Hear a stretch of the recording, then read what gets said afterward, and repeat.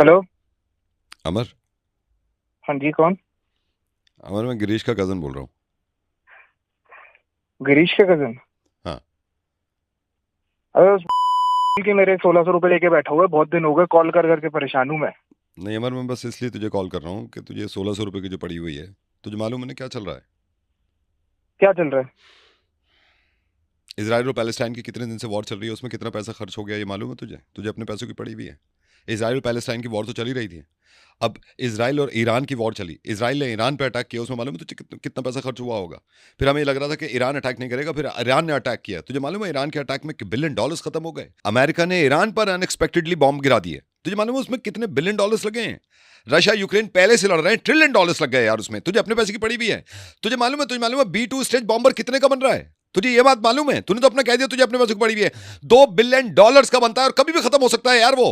अब ये सोच अमेरिका ने ईरान पर अटैक कर दिया। अब मैं ये सोच रहा हूं कि अगर रशिया, नॉर्थ कोरिया और चाइना ने रिटेलिएट करा और अमेरिका को पे अटैक किया तो कितने पैसे खर्च होंगे उसमें?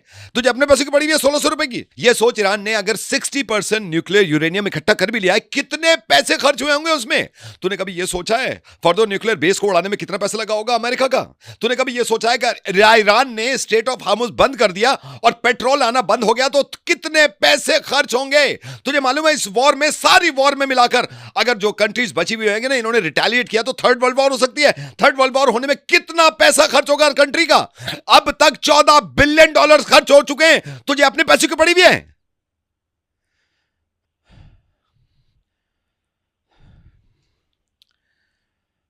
अब समझ में आया तेरे? हेलो? हेलो?